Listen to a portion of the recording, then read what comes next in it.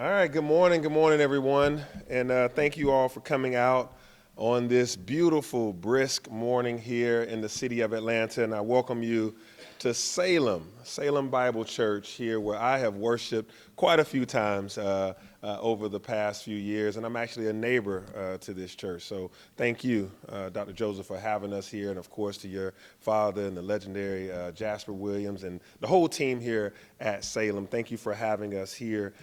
As many of you know, public safety has been a priority, a top priority for my administration since day one. It is indeed the first pillar of my Moving Atlanta Forward agenda, and that is to make Atlanta one safe city, utilizing a whole of government approach that includes addressing crime at its root causes. There are so many people here who have had a hand in this effort, some of whom you will hear from shortly, and they are all on the stage. But there are so many people that go into this that we can't have everyone speak, because this is a group project that really takes everyone, in addition to my partners on the Atlanta City Council, my cabinet members that you see here, a number of community members and community organizations and nonprofits that serve the youth and the communities, of course, to all the representatives of our Atlanta Police Department, our Atlanta Fire Rescue Department, Corrections, E911, et cetera, to you, Chief Shearbaum and Chief Smith and the whole leadership team at AFRD and APD. We thank you. We also, again, as I mentioned, we have representatives from our Year of the Youth partners with us today. Up here, you'll hear later from Gary Davis. He is here representing Next Level Boys Academy, a group targeting at-risk youth, and we'll again hear from him shortly. Faith Porter is here representing Raising Expectations, a youth engagement and empowerment group and a youth development grant recipient from this year. Kid Kong is in the audience, and he is here representing Kid Kong Association, a group that targets youth from ages 5 to 17 years old, and they are also another youth development grant recipient. Sanjay Patel is here with some of his team members representing one of the coolest programs targeting young people with their soccer in the streets, which is also another grant recipient. And Rebecca Stanley and her team are here representing grant recipient Blueprint 58, a group working in the Pittsburgh community. Additionally, Marcus Walker, our director of the Mayor's Office of Violence Reduction, is here, along with representatives from OAA, which is Offender Alumni Association, and Chris 180. These are organizations that are changing lives by changing directions. They're some of our violence interruption partners, which is very critical in the violence reduction efforts that we've seen. And so, and I might have missed some that I haven't mentioned, but thank you all for your work in the community, each and every last one of you. And this is why I call Atlanta a group project. I don't put an S on my chest as the mayor and say, I'm going to solve all this by myself. It takes the faith community, the business community, the nonprofits, the business community, individuals, parents, et cetera, to pull this off. Strong partnerships. And today, we mark the fruit of some of that labor. We ended 2023 with some numbers that prove we are really moving in the right direction. You will get specifics about this from Chief Shearbaum shortly, but the top line is we ended this year with citywide major crimes against people down more than 15%, and that includes homicides being down more than 20% since this time last year. That is quite a significant change of events to be able to reduce crime that much. Rapes are down around 50%. Again, I don't want to steal any of Chief's thunder as he's going to bring those statistics, but I'd like to just say that we are here to acknowledge the good, the great work that so many people, including our public safety professionals, have put into this year. Now I'll talk a little bit about the Year of the Youth. Public safety looms large in one of the most important initiatives that we have undertaken, and that was, again, the Year of the Youth initiative. It is my goal to make Atlanta the best place in the country to raise a child, and we started it with the Year of the Youth. This initiative embodies my belief that Atlanta, as a group project, there are very few areas of government that haven't had some interaction with this group, including Atlanta Police Department. Chief Schierbaum and APD signed on as early supporters of the Year of the Youth by expanding their police athletic league. That's programming during the K through 12 space in the school breaks time. This helped ensure that we had something tangible to offer students and their families when classes were not in session. Atlanta Fire Rescue joined our Year of the Youth by having part of our summer youth employment program by training cadets who have indicated an interest in public safety careers after graduation. So high schoolers are already starting on their way to become Atlanta Fire Rescue Department members. Speaking of summer youth employment, we put more than 5,000 young people to work last summer in paying positions paid about $17 an hour on average.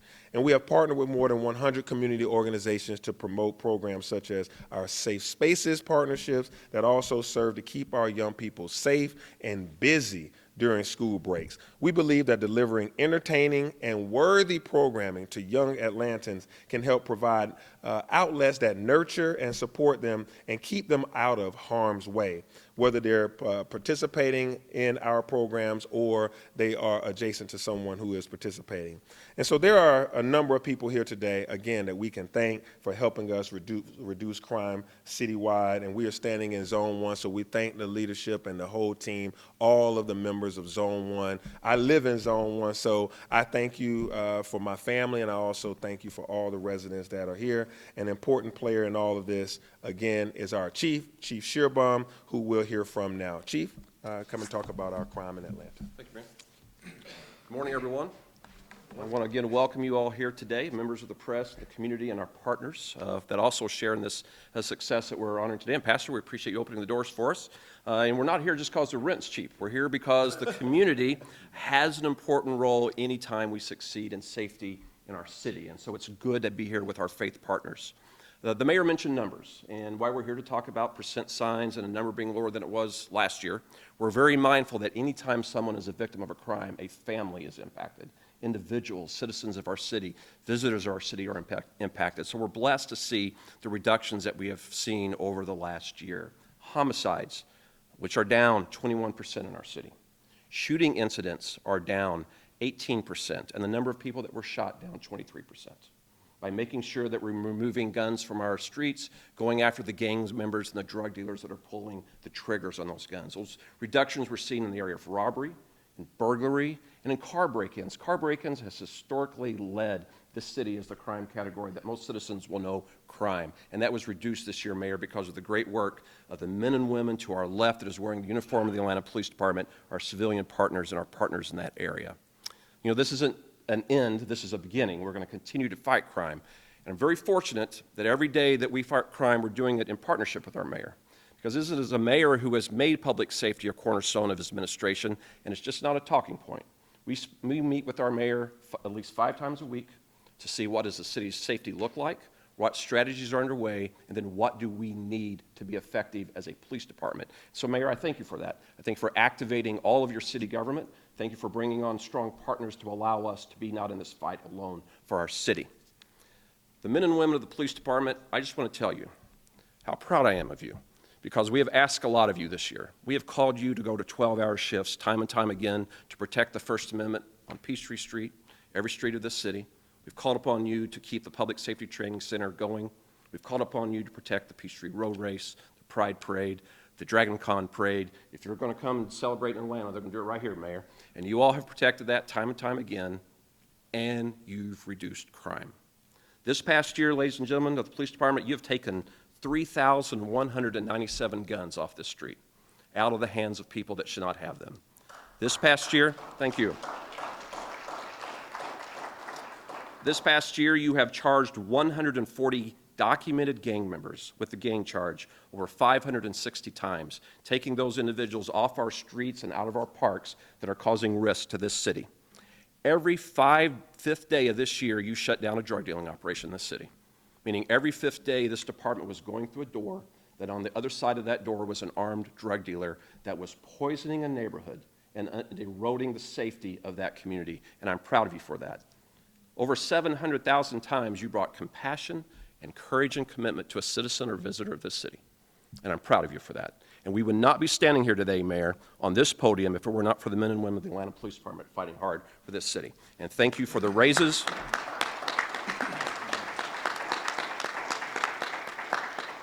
And thank you for the raises and the tools. We like those nice new shiny police cars outside, Mayor. Thank you for that. We got to get there to get the bad guy, Mayor, and the bad gal. So thank you for that. But I want the citizens to know we're going to stay in the fight, and we didn't do it alone. We have phenomenal civilians that are at work today. You don't see them here today because they're not wearing the uniform. But in our 911 center, 1.3 million times this year, the call was answered by our civilian 911 call takers. Our crime scene techs, our code enforcement officers, our GCI technicians, and our civilian analysts were hard at work, making sure that these officers could go out and do the job they needed to do. And then because of the mayor building bridges with our federal and state and regional partners, we were joined by the FBI, the ATF, the GBI, the Georgia State Patrol, the Attorney General's office, the DA's office, the Sheriff of Fulton County. Many other agencies have been right here along with us as we've gone after the gangs, guns, and drugs right here that are present in Fulton County and in the city. But our citizens have been there. Multiple times this year, our crime prevention inspectors came together to train citizens how to form a neighborhood watch. And Mayor, multiple times this year, citizens came to that room and said, I want to do my part. We currently now have over 37,000 cameras that are integrated or registered in Connect Atlanta, where citizens are doing their part to make this city safe, and we couldn't do it without them. And also the 3 Citizens Police Academies that occurred this year, and the 1 Teen Citizens Police Academy, where citizens said, we want to do our part and be a partner right here in Atlanta, Georgia. And we couldn't have done it without them as well. But never forget, the 3 best crime fighters always will be and always has been economic opportunity, education, and a stable home life.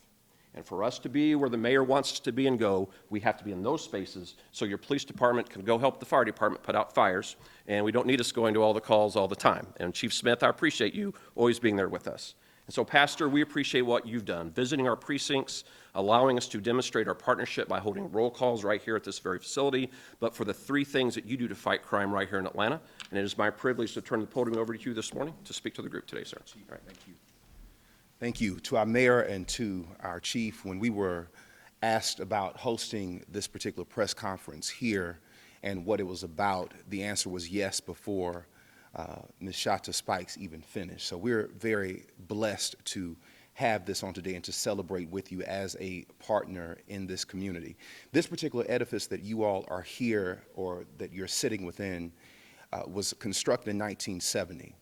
I've been in ministry for 25 years, and in the tenure of my ministry of being here at Salem Bible Church, we've never seen the strategic partnership and strategy with intention of reducing crime like I've seen it. So this is coming from me. I've never witnessed anything like this. I've never seen a mayor and a chief and an administration work against crime in such a crime-infested place and zone as we've experienced here at Salem Bible Church. And what that shows is efficacy and leadership. I remember before our mayor was running for office, one of the biggest concerns of Atlantans was crime. So to see the awards of an overall reduction in crime all over Atlanta, but also the largest reduction, if I'm not mistaken, in Zone 1, shows that your leadership in this city is working. I'm blessed, and we are blessed at Salem Bible Church to be here. We want to give another salute to the brave men and women who are defending us, who are protecting us. There have been many, many times when we've had issues here at this church, and our police officers have worked with us with being professional, very quickly, helping us to resolve it. I've never felt like an adequate partner as we feel right now, and I just want to rejoice in my beloved city of Atlanta and thank our mayor and our chief and our amazing officers for the wonderful things that you've done. We should be celebrating on today. Thank you.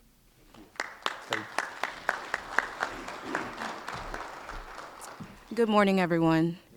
My name is Faith Porter, and I serve as the Director of Programs at Raising Expectations. We are a STEAM-focused youth mentorship and advocacy organization that serves students in the after-school time, families on West and Southwest Atlanta for the past 28 years. On behalf of our whole team, I want to thank Mayor Dickens and his entire office for the opportunity to be present today. And I'd also like to extend our thanks to our community partners, fellow organizations that are invested in this work of youth development. Raising Expectations was founded in 1995 by two college students who were determined to give back to the communities in which they attended school. This is a fact that highlights the importance of civic engagement here in Atlanta. Over the past 28 years, Raising Expectations has focused on improving life's possibilities for youth who are most at risk. And we're so grateful to have played a role in changing lives and outcomes in the development of this city. We look forward to a legacy of deepened service in partnership with the Mayor's office and through the many opportunities that our partnership has provided. Over the past 2 years, we've had a chance to serve as a City of Atlanta Youth Development Grant recipient, as well as receive funding for Youth Work, which is our summer program for high school students, a paid opportunity to focus their time on professional skills during the summer.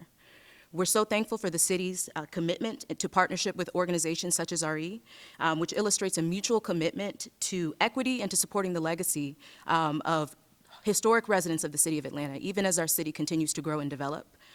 We know that in keeping with the growing needs of our city, that opportunities for increased youth development opportunities are on the horizon for Raising Expectations.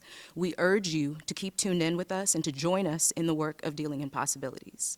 At this point, I'll turn it over to Gary Davis of Next Level Boys Academy. Thank you.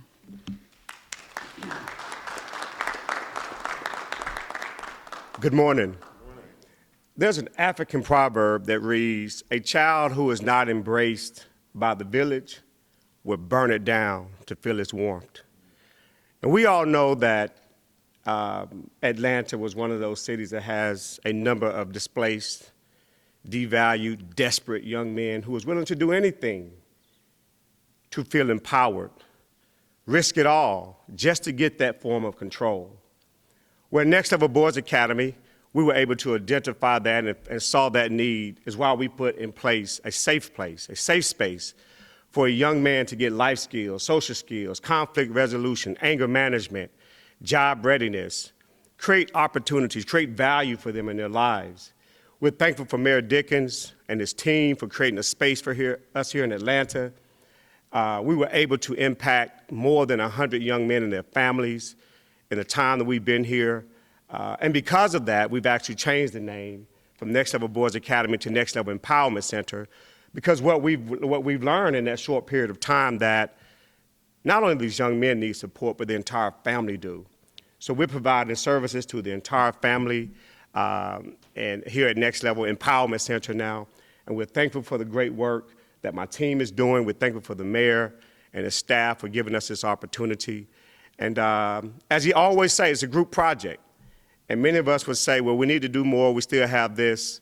We could fix this problem if you was to get involved, or if the media could get it to the people out there. Because one thing I do know about a black and brown young man, if he knows better, he'll do better. Thank you.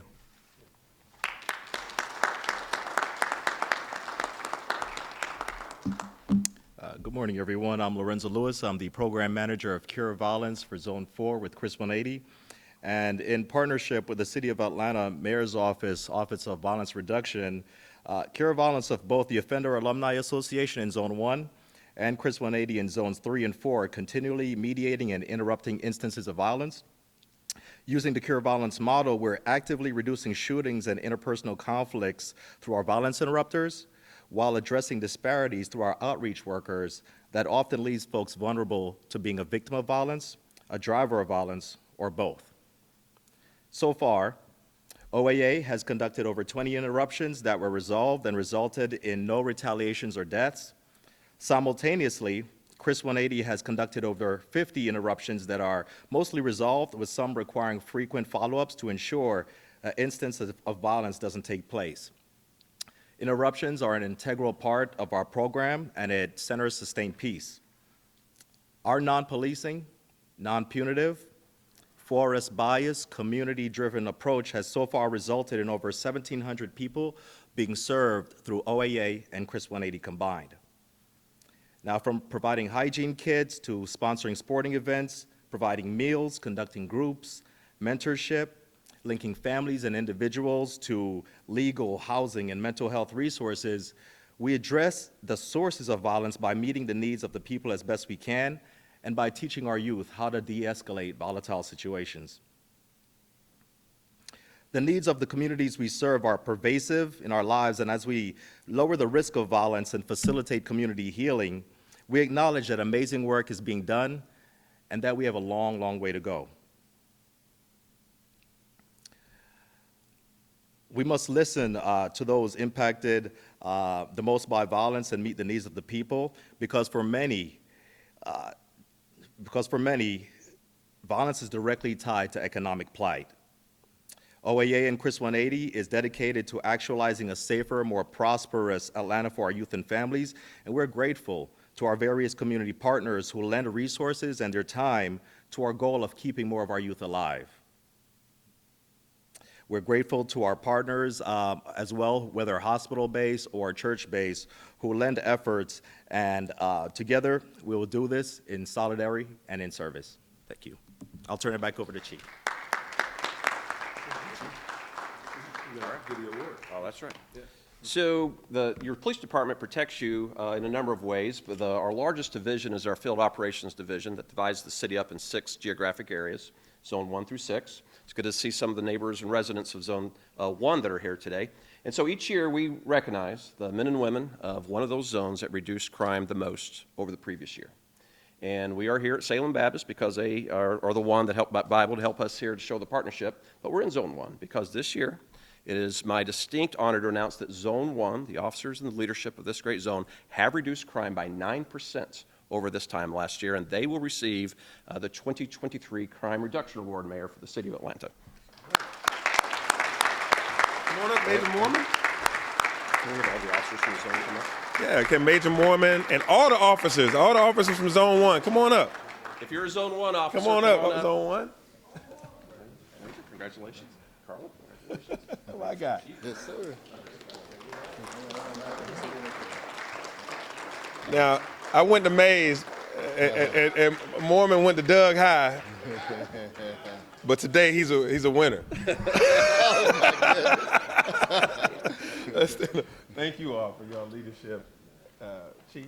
Right here behind you. Right here. That's right. Okay. Sneak it around, sir. Here, why don't we do it this way? There we go. Okay, okay. Major, congratulations, sir. Thank you, sir. Thank you for the Come on, support. Chief. You get in there.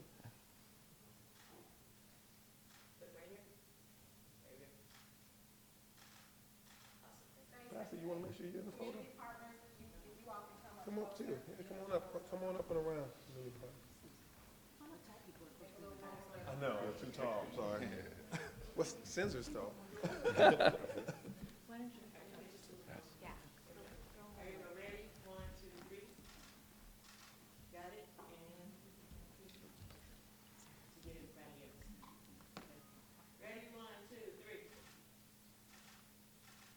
Can we get one this way? Just look right over here. Yeah, thank you.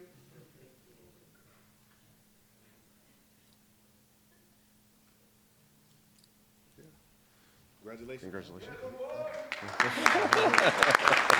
Congratulations, Major.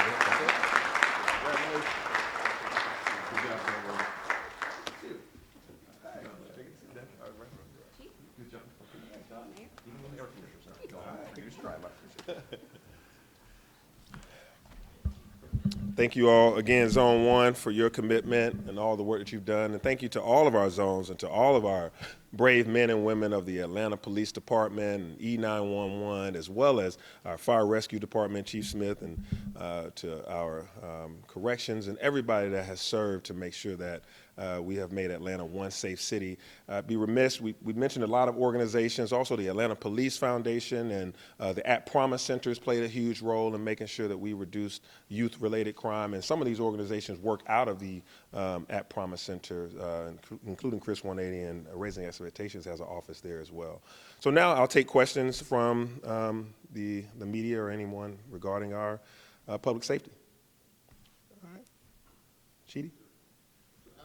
Some housekeeping questions, statistical stuff. First, do you have any reason to believe that the homicide numbers are what they are, but depending on how you categorize an aggravated assault, that number can change depending on policing. Do you have any reason to believe that there's been a change in policy or practice that would have affected the year-to-year comparison of the numbers that we Chief, why don't you speak specifically? I'll speak anecdotally. Certainly. For Quigley George, we follow the FBI guideline. What qualifies to be an aggravated assault or burglary break-in isn't set by the Atlanta Police Department or the GBI, it's set by the FBI, and those are the guidelines we follow. We have a unit that does that. Why do we have a reduction? We can point to a lot of things. It's clearly the partnership we have with our community. It's clearly using non-traditional resources from a police standpoint, because we can only affect certain things.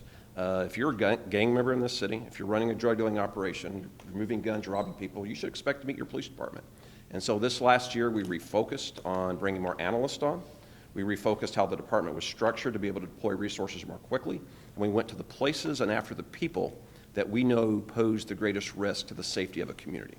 And that is why the area that we are responsible for, I believe that made the difference, and it's the courage of everyone that reports to work every day of the police department. I'd like to follow up quickly. You mentioned that there were 140, was it 140 charges or 140? No, it's 140 gang members and then hundreds of charges against them, and I can give you that statistic again real quick. Let's spread the love real quick. Yeah. Let's spread the love. I'll get to it. Richard, you had a question? You got part of my question. Nick? Did you want to speak? I did want to speak to that first point, though. So the idea behind the group project is real.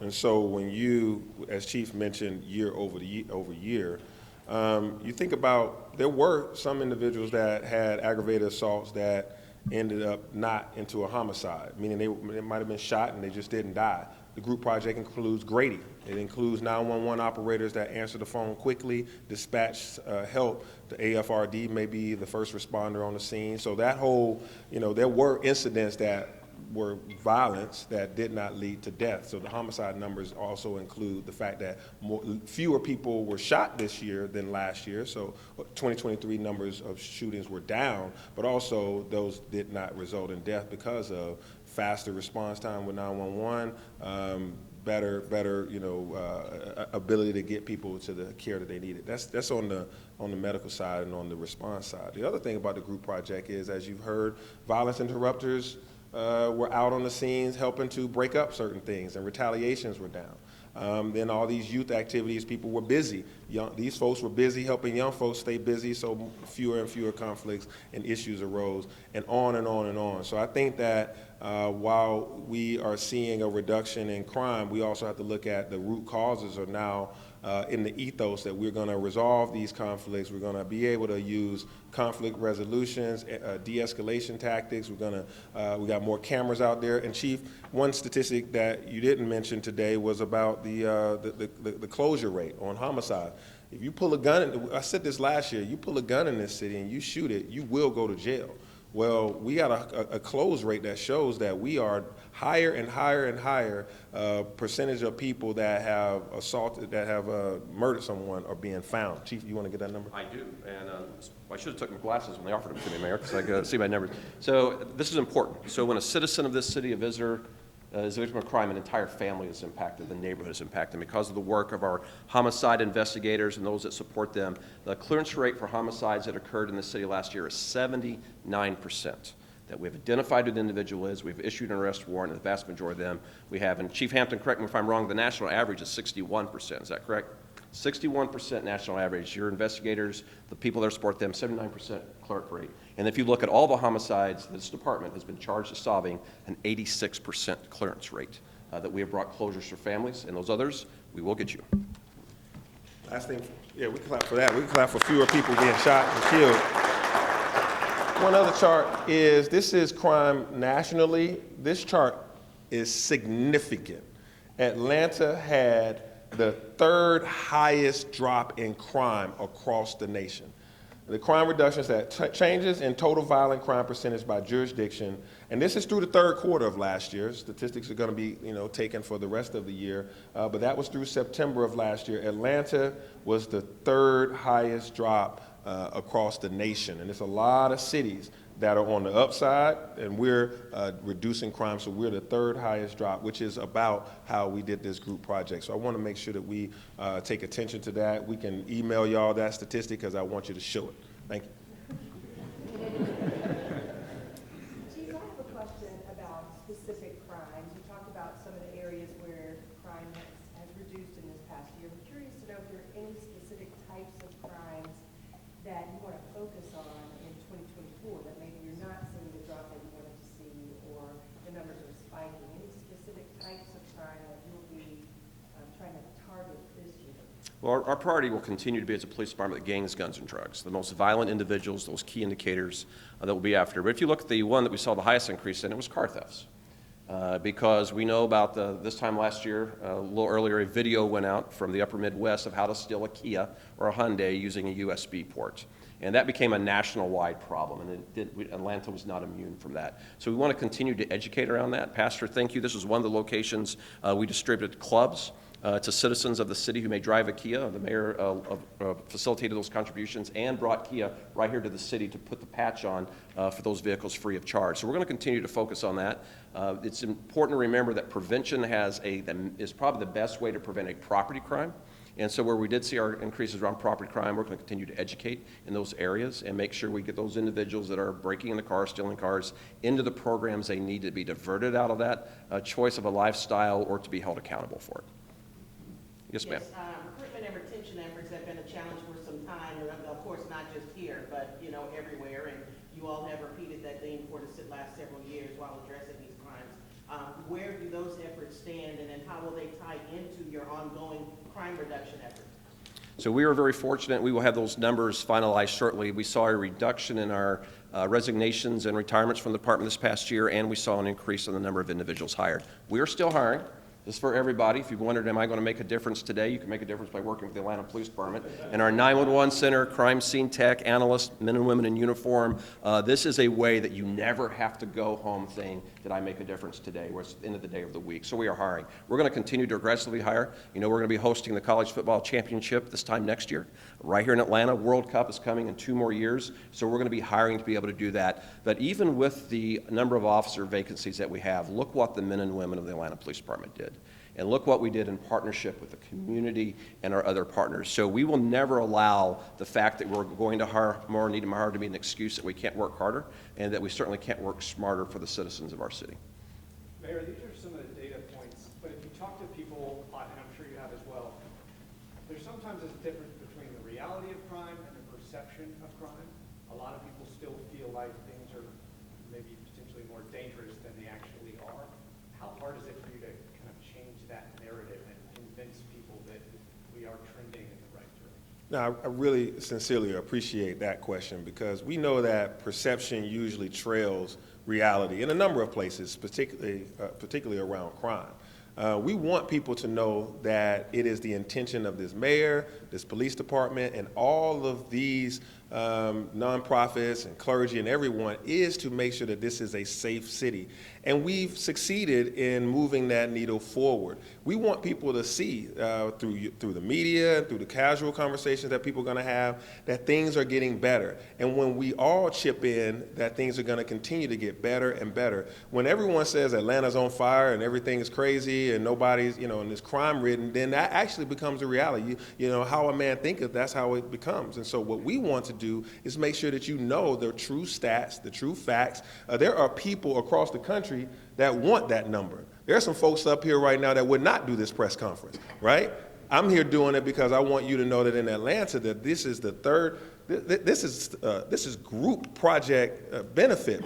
This is the work of all of these hard-working, individuals in our police department. As Chief said, we still have vacancies, but we are hiring more and more officers. The vacancies meant that these men and women were on 12-hour shifts a lot last year, meaning fewer hours that they were with their families. And so we want to hire more officers. We want to make sure that we complete our public safety training center so that they can have a great place to train in and that new officers can train in. We want folks to see that, this is policing and non-policing efforts that are leading to this. So the perception might still be out there that, there's crime in the city, but I think that when people look at the data and when they actually think about their existence, somebody one day, at the beginning of the year was saying, I eat out 5 days a week, and all people are talking about is crime. I'm like, so you left your house every day, you parked in a parking garage, you went into a restaurant, you sat down, you ate, you took a stroll to the ice cream parlor, and you didn't have any crime, but you talked about it along the way the whole time. All right, so you were safe through all those events for the whole year, but you had a whole lot of conversations about crime. I think you need to now talk about those walks that you took, that you were safe. And so that's something that I think that people need to figure out, is how to speak positively into the energy that this police department and fire department is given, and that all these ambassadors of safety, which are our nonprofits and our clergy. Mr. Mayor, Chief, you talk about your commitment. We know your commitment to the youth, the year of the youth, things of that nature. We hear the numbers, we see the numbers from you. We had a lot of young deaths in the city. What do you say to parents, guardians, to the youth in the metro area? Because as you said too, it's not just those who live here, but those who come to work here that you have to protect. What do you say to all of them, especially the youth? Yeah. In the time with the numbers that you presented today? Yeah, absolutely, Maria. We're thankful that in 2023 we had less youth to die from gun violence than we did in the year prior and previously. We saw a 46% reduction, I think, Chief, in youth homicides, which is a great benefit of the fact that we kept them busy. One is still one too many. All right, we know that there were unfortunate deaths that had occurred. And so we kind of measure between the ages of 0 and 12, and I think 12 to 16, and then 17 and up. The 17 to 24 category is still one of the areas, if I'm not mistaken, Chief, that had the highest number of incidents of gun violence. That is the area that we still have to focus on, and that is why these partners like Gary Davis and others are really focusing on, and Kid Kong and others are focusing on that age group, because they are the ones that are really targeted and also contributing to some of that violence. But thankfully, that young age, those young individuals that were just getting introduced to gang life and those kind of things, that 0 to 16, we've seen a great reduction in it this year. If you remember last year, we had Atlantic Station. We also had last year Continental Colony and some other incidents that happened in 22, and then incidents that happened at Lenox Mall back in 21 or 20. And so all of that has disappeared because we are really focused directly on that. And so what we're saying to our young folks is that you do not have to participate in gangs. You can join a group, an organization, a nonprofit. You can go to your Department of Parks and Recreation that has teen leagues, and we got midnight basketball. You can go to App Promise Centers. You can go to the YMCA. We have places for you to have fun. We also have entrepreneurial opportunities to make money. Folks were, instead of being water boys, we had a whole entrepreneurship opportunity for them to make money in a positive way during this summer. And so for the young people, we are constantly telling them that we love them, we care about them, all the way from the beginning of last year to skating on New Year's Eve, where we had a celebration. We did the Year of the Youth in the right way, and the results show that more teens are able to live in this city and thrive in it this year, or 2023, more than they were in the past, and we want to rinse and repeat for 24. My question more for Chief Shearbaum, but you had mentioned the number of arrests that you made, gang members and drug dealers, but are those numbers up from the previous year? Do you know that? I don't have the overall arrests in front of me. If they were not up, they were very close to being even. We don't go out and just spread a net across the city. We make sure we go to the areas and after the people we need to be. We can get you our exact arrest numbers, but they were in the right areas, after the right people, and they certainly brought about the results that we expected, and I think the citizens of Atlanta expected. Mayor, I have a question for you about a vandalism that happened yesterday in Virginia Highlands, specifically Manuel's Tavern. I know the mayor had an event there just after that. The owner is saying that it appeared to have targeted the mayor. Some of the spray paint featured his name, that sort of thing. Just wondering if that type of trend concerns you, if you know who might have been responsible for this, if that's something top of mind as you obviously need to be concerned about mayor's safety and everyone else's safety. Just wondering your thoughts on that, if you have been able to find out any details. Yes, ma'am. That is obviously an open investigation by this department. We do have leads, and so we'll keep you abreast of that. What's concerning to me is a couple things. Manuel's Tavern. Those of us, whether we showed up here 5 years ago, 20 years ago, or a lifetime, that's an important location for the politics of this city. And for someone to use spray paint to intimidate elected officials and those that were gathering there that night to talk about the future and how that particular political party can bring out the best policies is concerning. And if there's any threat toward our mayor or any elected official, we take it very seriously and we'll provide for their protection. It was spray paint 2 nights ago, but we've seen fire be used over 20 times. Arson has been used to intimidate elected officials, private sector individuals that are wanting to make sure that our fire department and our police department is properly trained, fully staffed, and ready to be there when you need them. So anybody, whether you're using a spray paint can, or a Molotov cocktail, they do have the attention of this police department. We will identify them and we will arrest them. And no one should think that they can just hide in the darkness and try to intimidate those that have been elected to serve the city. One more. To the swatting and things of that nature and state capitals being threatened. I mean, what is the situation when it comes to security at City Hall? Is it heightened? What's the situation? Yes, ma'am. We are monitoring that closely. We speak to the FBI and the GBI daily, looking at trends, individuals that may be involved. We have a heightened level of security around facilities in the city already, and they will be maintained in place as we get intelligence to make sure that all of the city servants that come to work each day and our elected officials can do so on behalf of our citizens safely. And this is something that if it occurs in the city, we'll respond to it appropriately and take those measures that we need to keep the city safe. Last one.